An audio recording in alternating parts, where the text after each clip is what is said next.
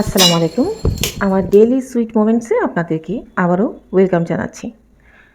আজকে সারাদিনের কিছু ছোট ছোট সুন্দর মুহূর্ত শেয়ার করব। আজকে রান্না করব কচু ভর্তা। এই কচু শাকগুলো আমার আম্মা ডিপ ফ্রিজে রেখেছিল, আমার জন্য সিদ্ধ করে রেখেছে, পরে আমাকে বাসে যাওয়ার পর পার্সেল করে দিয়েছে। চিংড়ি মাছ দিয়ে রান্না করব আর কিছু চিংড়ি ভুনা করব। এদিকে কিছু গরুর দুধ গরম করে নিচ্ছি। ইদানিং আমার শরীরটা একটু বেশি অসুস্থ, আর মেয়েকেও খেতে হয়, তাই দুধটা আগে গরম করে নিচ্ছি। কাজের ফাঁকে ফাঁকে আমি দুধ খাবো অথবা অন্য কিছু খেয়ে থাকি। তো দুধটা বলক আসুক, এদিকেই নারকেলটা ছিঁড়ে নিচ্ছি। এই নারকেলটা সে নারকেল নয়, যে নারকেলটা কিছুদিন আগে আমি পোস্ট করেছিলাম, সেটা আমার মা দিয়েছিল, এটা আমার মা দিয়েছে।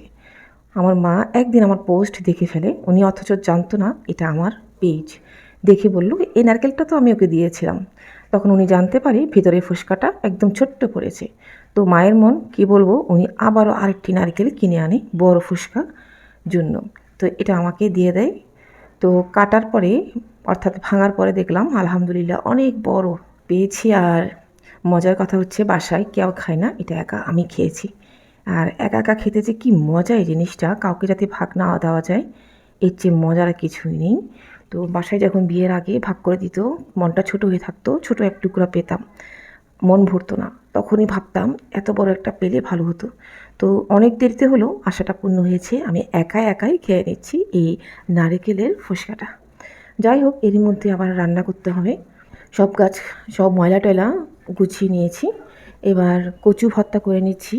তেলের মধ্যে তেজপাতা দিয়ে দিচ্ছি, আর দিয়ে দিব কিছু পেঁয়াজ কুচি, রসুন আদা বাটা, আর হলুদ দিতে হবে। আর কোনো মশলা লাগে না।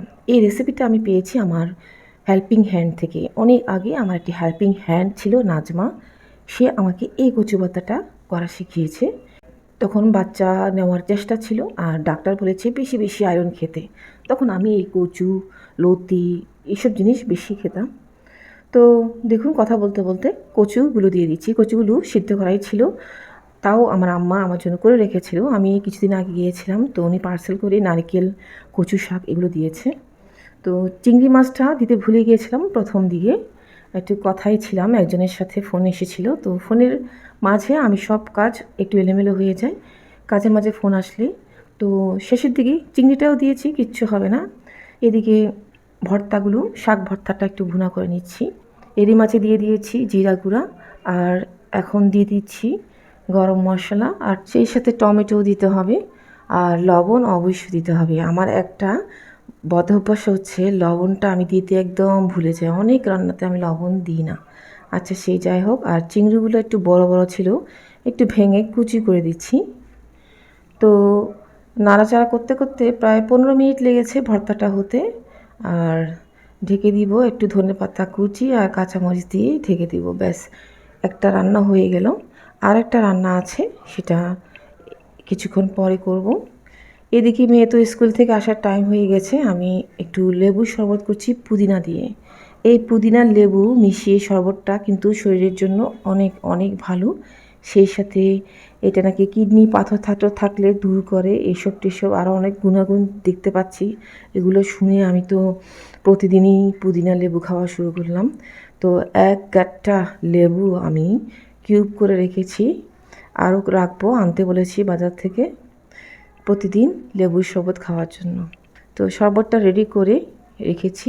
আর এদিকে চিংড়িটাও চুলায় অলরেডি বসিয়ে দিয়েছি, মশলা কষিয়ে চিংড়ি দিয়ে দিচ্ছি। এই চিংড়িগুলো একটু বড় ছিল, ধনেপাতা কুচি আর কাঁচামরিচ দিয়ে ঢেকে রাখবো।